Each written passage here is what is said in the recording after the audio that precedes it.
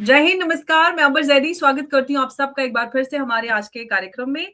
और आज के कार्यक्रम में हमारे साथ मौजूद हैं ओमकार जी, जिनको आप उनके चैनल्स पे देखते हैं और बेहतरीन विश्लेषण के लिए जाने जाते हैं राजनीति में। बहुत-बहुत स्वागत है आपका। जय हिंद, नमस्कार। जय हिंद, आपको नमस्कार, आपके दर्शकों को नमस्कार। बहुत धन्यवाद। ओमकार जी, बांग्लादेश जो है वो पिछले कई महीनों से चर्चा का विषय बना हुआ है और अगर हम बांग्लादेश को समझने की कोशिश करते हैं तो उससे पहले बांग्लादेश बड़ा उसका एग्ज़ाम्पल दिया जाता था कि 1971 में बांग्लादेश का जन्म हुआ, पाकिस्तान को देखिए कहाँ पाकिस्तान रह गया, बांग्लादेश बड़े आगे निकल गया। 1971 में जन्मा बांग्लादेश जो अपनी सेक्युलर पहचान से अस्तित्व में आया, आज कट्टरपंथ की आग में जल रहा है, जहाँ पर एंटी इंडियन नैरेटिव इतना ज़्यादा सख्त है कि लोग सड़कों पर उतरे हुए हैं और बवाल मचा हुआ है। मैं आपसे इतने बड़े परिवर्तन को कैसे ये हुआ और कैसे कुछ दशकों में इतना कुछ बदल गया, ये आपसे थोड़ा-सा विस्तार से मैं समझूँगी कि यही कि सेक्युलर पहचान से के साथ जन्मा बांग्लादेश आज कट्टरपंथ तक कैसे चला गया, इसके बदलाव की शुरुआत कैसे हुई? देखिए जो बांग्लादेश है वो पूर्वी पाकिस्तान के रूप में जाना जाता था 1971 तक। हुँ, पाकिस्तान 2 हिस्सों में बँटा हुआ था, पश्चिम पाकिस्तान और पूर्वी पाकिस्तान। 1971 में मुक्ति वाहिनी खड़ी हुई, उसने जो पाकिस्तानी सेना थी या पाकिस्तानी माइंडसेट था, एक तो इसी बात को लेकर के वहाँ पर संघर्ष चल रहा था और कि आप बांग्ला भाषी क्यों हैं? आप उर्दू क्यों नहीं बोलते हैं? उर्दू को जबरन पाकिस्तान में भी थोपा गया लोगों के ऊपर और यहाँ भी बांग्लादेश में भी थोपने की पूरी-पूरी कोशिश की गई। जो लोग उसको सहज स्वीकार नहीं कर रहे थे, उनका हर तरीके से दमन किया गया। उनकी औरतों को बेइज्जत किया गया, उनकी अस्मत लूटी गई। देखिए 2 उदाहरण हैं। As a nation Pakistan build क्यों नहीं हो पाया, कभी उसकी उस तरीके से पहचान क्यों नहीं बन पाई और भारत एक नेशन के तौर पर, एक डेमोक्रेसी के तौर पर इतना परिपक्व क्यों हो गया? क्योंकि हमारे यहाँ भी इतनी भाषाएँ हैं, इतनी बोलियाँ हैं, किसी पर कोई किसी तरह की पाबंदी नहीं है कि आप हिंदी ही बोलिए या फला भाषा ही बोलिए। जिसको जो अच्छा लगे, जिसकी जो मातृभाषा है, वो उसमें बोल सकता है, अपने विचार रख सकता है। हमारे यहाँ तो पार्लियामेंट में भी अलग-अलग क्षेत्रों से, राज्यों से जो चुन कर के आते हैं, उनको अपने राज्य की जो मातृभाषी भाषा है, उसमें अपनी बात रखने का पूरा जो है वो अधिकार दिया गया है। उसको कई भाषाओं में ट्रांसलेट करके बाकी के सदस्य, स्पीकर, सभापति, उपसभापति वो सुन सकें, समझ सकें, इसकी व्यवस्था कर दी गई है। हुँ, कोई क्लेश नहीं है।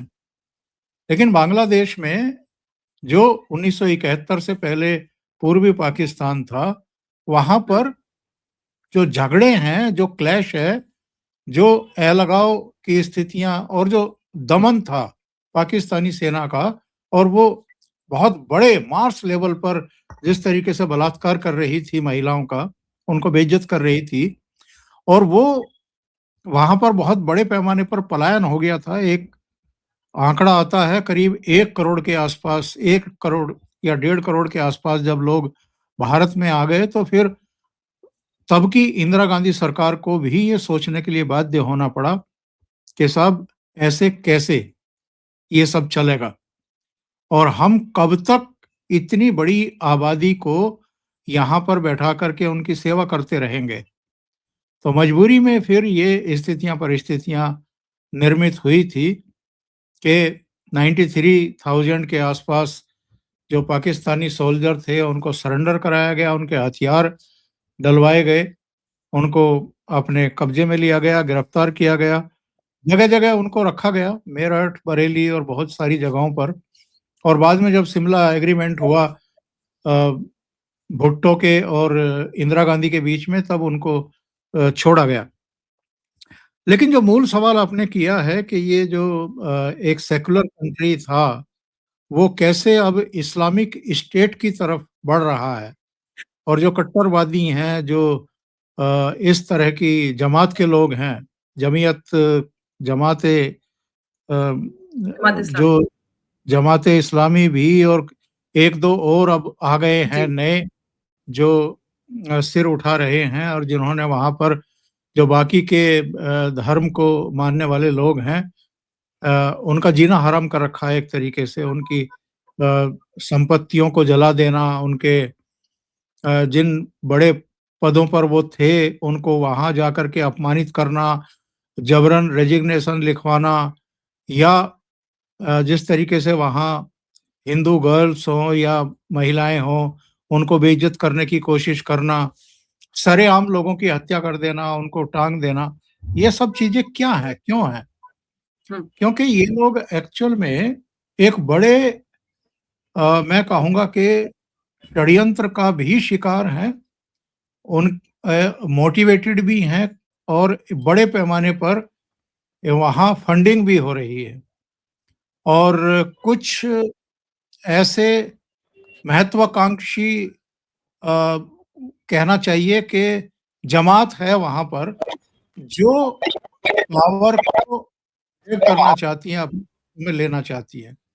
तो ये सब एक ऐसा कॉकटेल सा बन गया है वहाँ पर कि जो इस देश को एक्चुअल में सही दिशा में लेकर के जाना चाहती थी या बढ़ गई थी। अभी शेख हसीना की जो सरकार थी, उसमें ये तमाम खबरें आनी शुरू हो गई थी ना कि बहुत तेज गति से विकास के पथ पर बांग्लादेश आगे बढ़ गया है और उसने पाकिस्तान को भी पीछे छोड़ दिया है। हुँ, ये सारी खबरें आनी शुरू हुई थी और ये एक्चुअल में पाकिस्तान के लिए, आईएसआई के लिए, वहाँ के मिलिट्री एस्टेब्लिशमेंट के लिए डूब मरने के लिए जगह नहीं थी। कि साहब जो 1971 में अलग देश बना है, उसकी जो विकास दर है वो पाकिस्तान से कहीं बेहतर है। वहाँ खुशहाली पाकिस्तान से कहीं ज़्यादा है। वहाँ का जो उत्पाद है वो अब बहुत सारे पश्चिमी देशों को बाकायदा एक्सपोर्ट किया जा रहा है। तो वो देश सही दिशा में आगे बढ़ रहा था। अब बीच-बीच में वो खबरें आ रही थी कि दुर्गा पंडालों पर अटैक हो गए या मंदिरों को अटैक किया गया या हिंदुओं को मार दिया गया। तो ये मान कर के, ये सोच कर के इन चीज़ों को उतना तूल नहीं दिया जाता था कि भई जब विभाजन हुँ, हुआ 1947 में, तो एक ऐसी नफ़रत का जो ज्वालामुखी फटा था, जिसमें करीब 10-12 लाख लोगों का कत्ल हो गया था, दोनों तरफ ही। इधर बंगाल में भी और उधर पंजाब में भी और देश के बाकी हिस्सों में भी कत्लो-गारत हुआ और करीब-करीब 2 करोड़ लोगों को अपनी जड़ों को छोड़ कर के, मातृभूमि को छोड़ कर के, जहाँ उन्होंने जन्म लिया था, उस जगह को छोड़ कर के दूसरी जगह पलायन के लिए बाध्य कर दिए गए थे। तो एक नफ़रत का बहाव था और ये चला, दशकों तक जी, चला और हुँ, कहीं-कहीं अगर उसके हमें बाद में देखने को मिले मंदिरों को तोड़ने या दूसरी चीज़ों को तोड़ने के रूप में, तो उसको भी माना जा रहा था कि ठीक है, जो पढ़ाया-लिखाया गया, उनको जो समझाया गया, जो अतीत की दास्तानें सुनाई गई, उसमें हो सकता है कि किसी का दिमाग घूम गया हो और उसने ये सब कर दिया हो। लेकिन यहाँ बांग्लादेश जी। में तो रुकने का नाम ही नहीं ले रहा है। जी। यहाँ तो ओमकार जी, मैं यहाँ पे एक हावी है। सवाल आपसे इस पॉइंट पे करना चाहती हूँ, वो ये कि जो आपने कहा कि ये रुकने का नाम नहीं ले रहा है, तो क्या ये जो सेक्युलर सोच थी बांग्लादेश की, उसको कमज़ोर जो किया गया, मैंने समझ में आ रहा है कि ये सब कुछ सिस्टमैटिकली हुआ, यानी योजनाबद्ध तरीके से किया गया। इसके पीछे क्या पाकिस्तान की भी भूमिका है? पाकिस्तान की ही भूमिका है, क्योंकि पाकिस्तान जो है वो 2 तरीके से बांग्लादेश को डिस्ट्रॉय करना चाहता है। हुँ, एक तो जो अंतर्राष्ट्रीय लेवल पर और ख़ास तौर से जो इस्लामिक ममालिक हैं आपके बहुत सारे देश हुँ, हैं, 57 तो एक संगठन के तहत ही एक छतरी के नीचे ही खड़े हुए हैं। उनमें एक ये बिल्कुल सही। बदनामी हो रही थी कि भई विभाजन के बाद जिस पाकिस्तान की इकोनॉमी भी ठीक थी, जिसमें विकास के पैरामीटर्स भी सही थे, जिसमें लोग खुशहाल भी दिखाई दे रहे थे, और जो रणनीतिक और सामरिक दृष्टि से बेहद अहम जगह था पाकिस्तान, हुँ, हुँ। वो अचानक इतनी इतने बुरे हालातों में कैसे पहुंच गया? जी। क्योंकि जो मुल्ला मौलवी यहाँ खेल करते रहते हैं भारत में, हुँ, वो पाकिस्तान में 4 गुना ताकत से वो खेल कर रहे हैं हुँ, और उन्होंने पाकिस्तान को बर्बाद करने में बहुत अहम भूमिका निभाई है। हुँ, वहाँ जो भी मदरसों से पढ़ कर के निकल रहे हैं, वो पूरी तरीके से कठमुल्लावाद के शिकार हैं, कट्टरपंथी बन कर के निकल रहे हैं।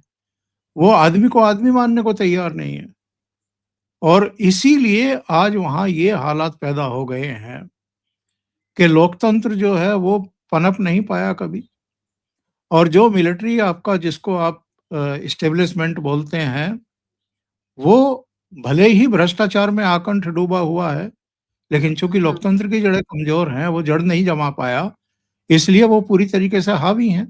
आप देख लीजिए ना हुँ, क्या हो रहा है।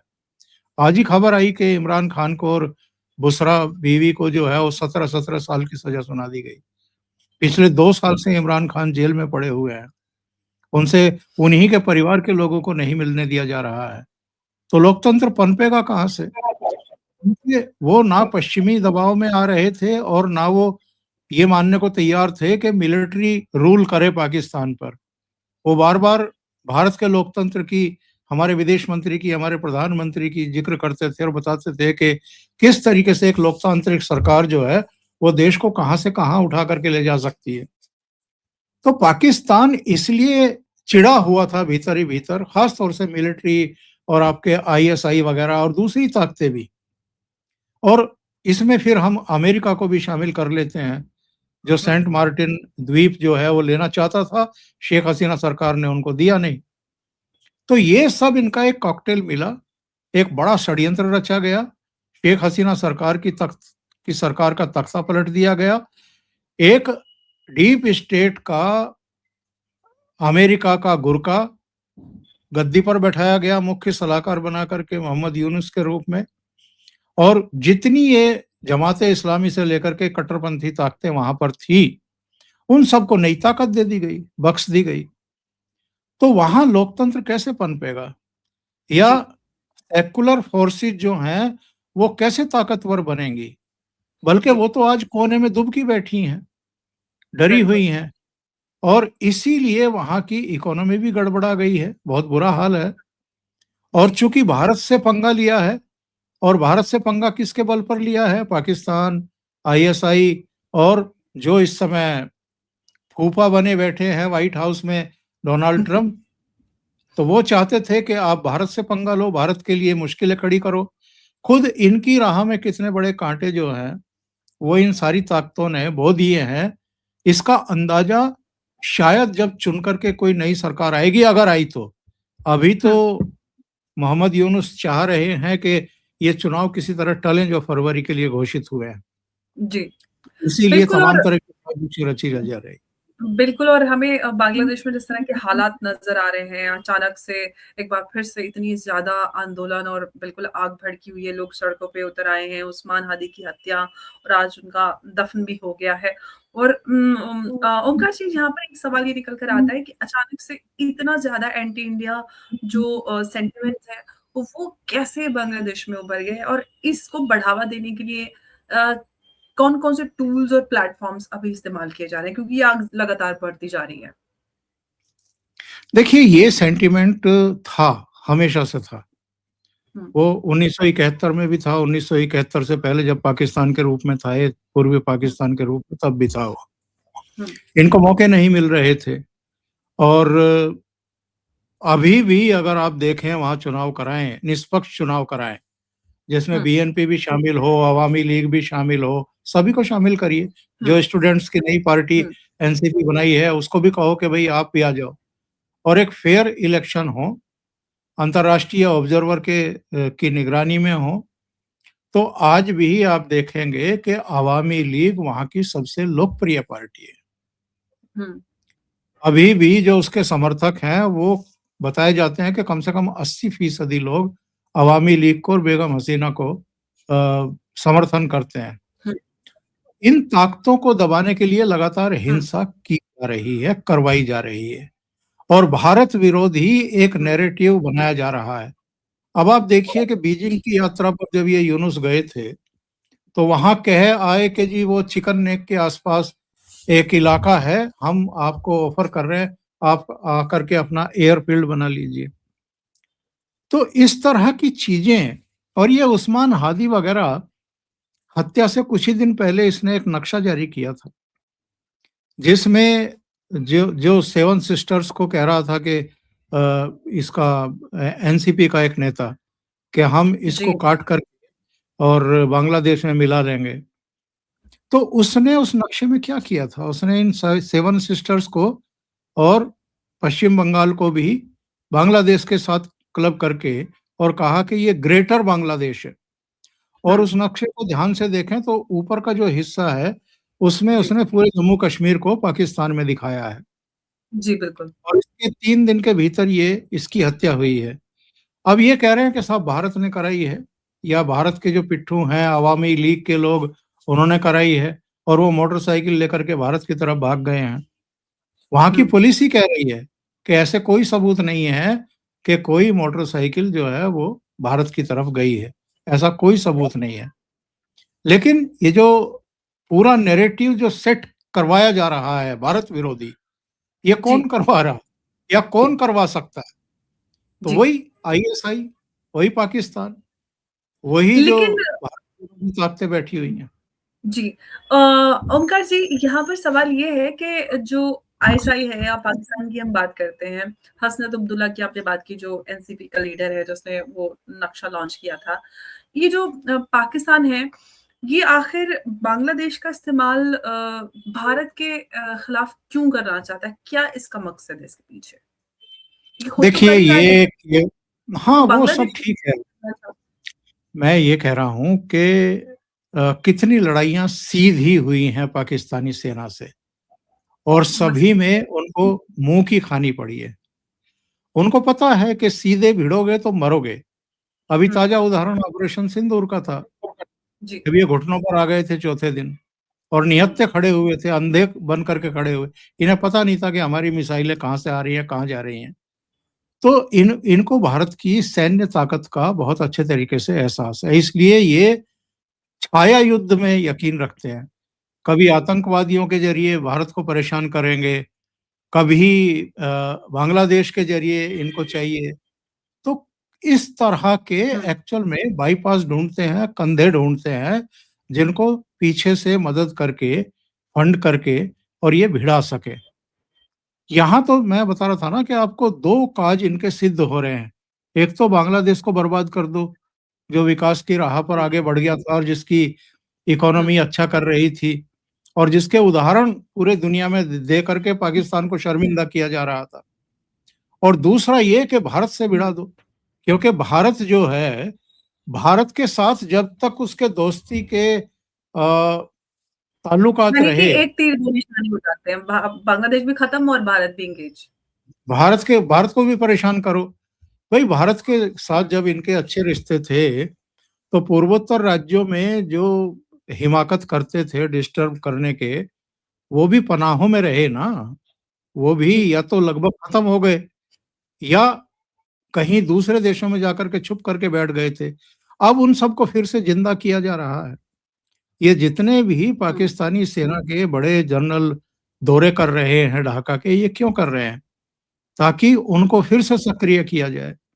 अब जी, बरुआ वगैरह को चाइना से लाकर के फिर से बैठाया जा रहा है वहाँ पर, जी, ढाका में मनीष बैठाया वैसे। जा रहा है। क्यों बैठाया जा रहा है? ताकि वो और सक्रिय हो हसनत सके। अब्दुल्ला ने तो बोला खुलकर जो एनसीपी का लीडर है हसनत अब्दुल्ला कि हम एंटी इंडिया जितने भी ग्रुप्स हैं उनको संरक्षण देंगे, खुलकर सारा कुछ करेंगे। भारत भी देख रहा है अंबर जी, फरवरी तक जी, जब तक चुनाव नहीं निपट जाएँगे, तब तक तो कुछ नहीं करेगा। उसके हुँ। बाद इन सब की खाल में भुस भरा जाएगा, ये आप यकीन रखें।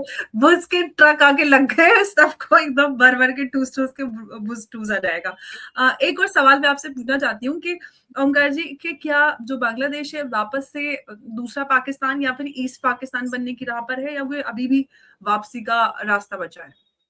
बना दिया गया है। हुँ, दूसरा पाकिस्तान फिर से बना दिया गया है। अभी हुँ, 15 दिसंबर को जो मुक्ति संग्राम दिन होता है, जी। शेख हसीना का जो बयान आया है, जो भाषण आया है, उसको देखें, तो उसमें हुँ, उन्होंने ये बात कही है कि 1971 में 15 दिसंबर को जिन ताकतों को परास्त करके बांग्लादेश खड़ा किया गया था, वो ताकतें फिर से बड़ा खतरा बन करके खड़ी हो गई हैं। तो ये बात तो खुद शेख हसीना स्वीकार कर रही है। बिल्कुल, तो अब इफ मतलब यहाँ से ही समझ सकते हैं कि फिलहाल तो कोई राह यहाँ से वापसी की नज़र नहीं आती, क्योंकि पूरी तरह से जो सेक्युलर पार्टी हैं, चाहे हम अवामी लीग की बात करें या बीएनपी, दोनों ही रेस से आउट हैं और यहाँ पर जो मोहम्मद यूनुस हैं, वो कुछ भी करके सत्ता में बने रहना चाहते हैं, क्योंकि एकदम से अचानक से इलेक्शन पे एग्री भी हो जाते हैं और वापस से जो इस तरह के आंदोलन हैं, भारत विरोधी गतिविधियाँ, ये मजबूत हो जाती हैं। तो वो इस बात का संकेत है कि कहीं न कहीं वो चुनाव नहीं होने देना चाहते। अब देखते हैं कि आगे इस पूरी स्थिति पर बांग्लादेश की क्या डेवलपमेंट है, क्योंकि फिलहाल तो वहाँ पर बहुत बुरी स्थिति है और अपडेट्स आ रहे हैं। हालाँकि उनके आर्मी चीफ ने भी कहा है कि भारतीय जो भी संपत्तियाँ हैं, बिल्डिंग्स हैं, उसको नुकसान नहीं पहुँचाया गया, लेकिन रियलिटी कुछ और है। लगातार चीज़ें और खतरा वहाँ पर बढ़ता जा रहा है। ओंकार जी, बहुत-बहुत आपका धन्यवाद हमारे साथ इस चर्चा में बने रहने जी, के लिए। नमस्कार, जय हिंद, जय भारत। जय हिंद। जय हिंद।